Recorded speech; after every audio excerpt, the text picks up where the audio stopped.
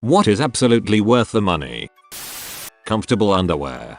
I wear mine until they evaporate into thin air. I still have no evidence to suggest why my underpants get holes in them. It's happened to many times at different times. I'm starting to think it's just the acidity of my ball sweat that eats through the fabric. That'll be the old acid crotch killer or many pairs of jeans. Oh yes, and replacing dead underwear. The $160 pool I just bought for my yard. Floating my ass through this bullet. Nothing like floating naked in your backyard. I thought you were supposed to fill a pool with water, not bullet.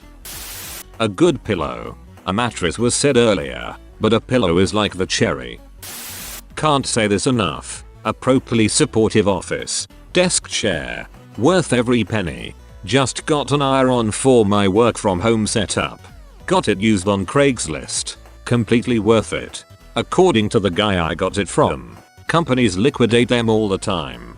He'll buy a lot of 10 for $100 each and sell them for $300 each. Still way cheaper than $1,000 new.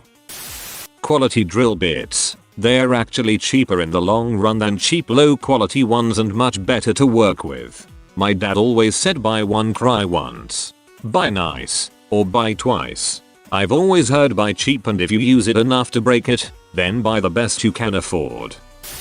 A good mattress. A good mattress and good shoes. Because if you're not in one you're probably in the other. A good backpack. My mum always got me cheap backpacks in school, and they'd always break about 3-4 of the way through the school year.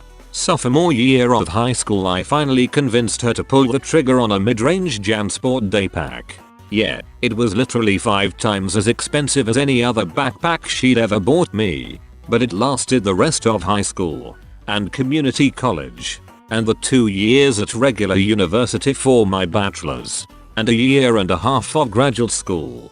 And I have used it at least a few times a year since 4 business trips since. And it's still perfectly usable, if getting a bit ratty and faded now. My friend gave me a Swiss Army backpack circa 12 years ago and it's just now starting to show its age. My mum got me a Swiss back when I graduated high school, because it was in my college's colors. That was 14 years ago and I still use it every day. My brother and I would each go through a backpack every year. The zippers would fail, making it useless, until my parents got us those Swiss gear ones from Costco. At the time they were like $25. Absurdly good value. The damn things just won't die. I'm an adult now. I've used it to carry home 10 bottles of wine from the store. And before that in college I remember running for the bus with that backpack full of heavy books. It just will not die. The only real damage is that the zipper tabs all broke in half, which is pretty annoying to be honest, but functionally it's still pretty much perfect. 10 out of 10. Dash cam. They can really save your ass. Speaking of, I need to get me a new one.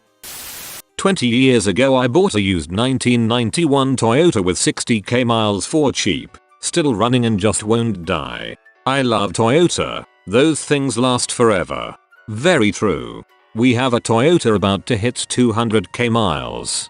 99 4Runner at 298k. 2003 4Runner at 298k. I also had a 2000 Sienna.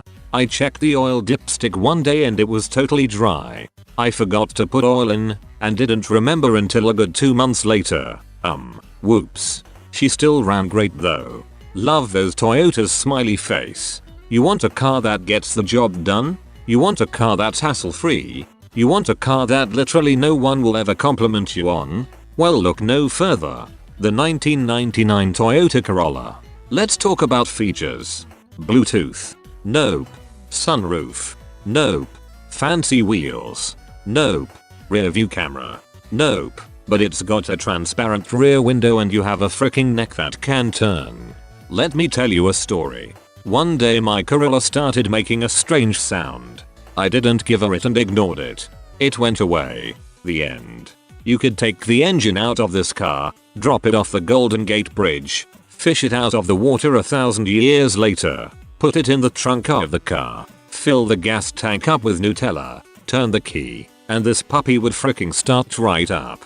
This car will outlive you. It will outlive your children. Things this car is old enough to do. Vote. Yes. Consent to X. Yes. Rent a car. It is a car. This car's got history. It's seen summit. People have done straight things in this car. People have done gay things in this car.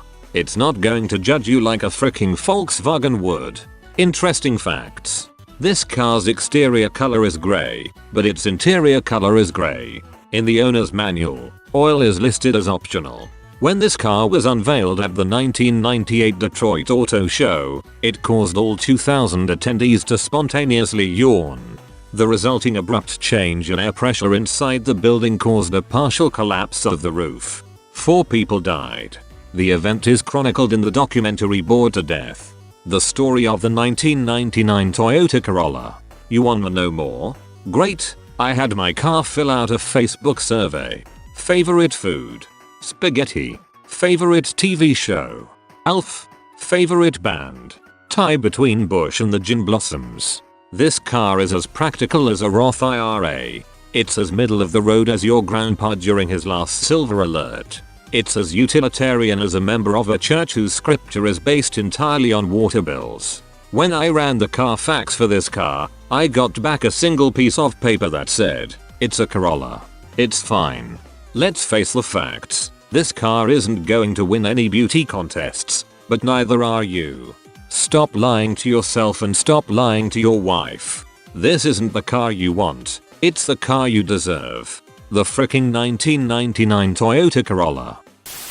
A good knife for the kitchen. What kind of knife? And what brand would you suggest for someone who is pool and cooks a lot? Victorinox with Fibrux handle. Get just a chef knife to start. Always use a wood cutting board end grain if you can and never put it in the dishwasher. If you like it then add to the set later. I cook a lot of chicken, so I also have a separate chicken only knife that I bought from the grocery store, and I throw that one in the dishwasher until it gets rusty or dull and then buy a new one every couple years. Seconded. These offer excellent bang for buck, will last a long time, and sharpen easily.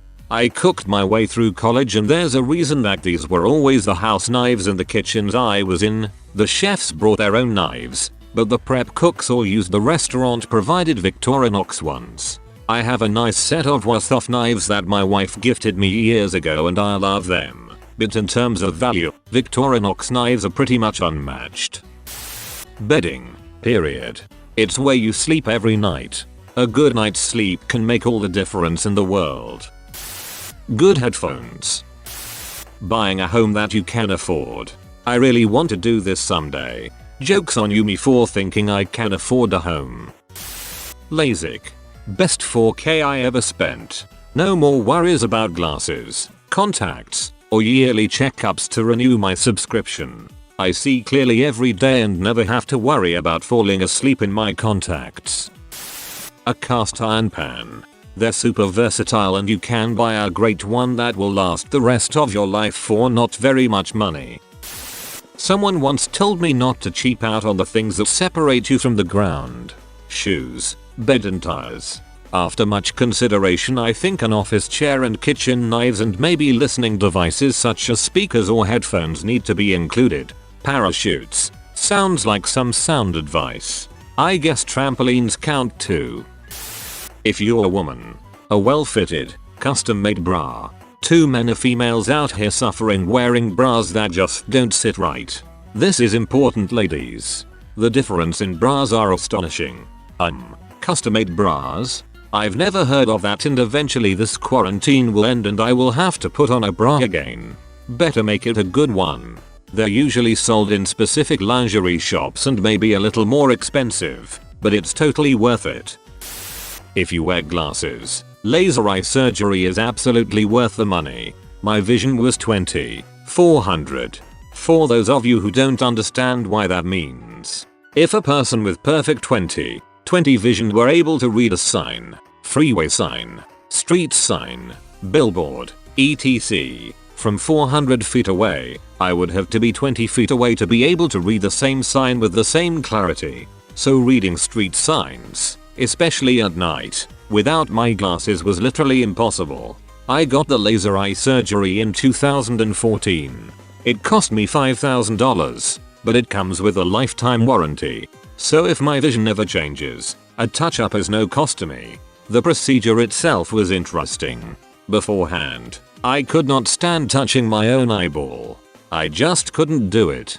So contacts were out of the question. I was given a Valium and told to wait in the waiting room for about 30 minutes for it to kick in. Once I was taken into the procedure room, my head was locked into place and told to stare at the small light and don't move my eyes. When they fired up the first laser to create the flap, I didn't see anything new, but I could smell it. It smelled like burnt hair. But the Valium was in full effect, so I didn't care. They moved the laser away to manually peel the flap back and moved a different laser in. This time, I heard a couple loud zaps. But again I didn't care. When they moved the second laser away, they put the flap back into place and suddenly I could see perfectly. But they had to tape my eyes closed to let the flap heal. They gave me 2 more Valium. Told me to go home and sleep. When I wake up, take another Valium and go back to bed. I needed to keep my eyes closed for about 24 hours. I had to go back the following afternoon for a checkup, and just over 24 hours after the procedure my vision was an astounding 20/15. That's awesome. My son probably has vision about as bad as yours, but is able to wear contacts. We didn't figure it out until he was around 14. I felt horrible when the doc told me he was legally blind. I may get him the surgery as a college graduation present. Valium is great. I had to get a test in a hospital. They gave me a Valium. We'll just insert this thing in you now. Oh okay. Ooh look pictures.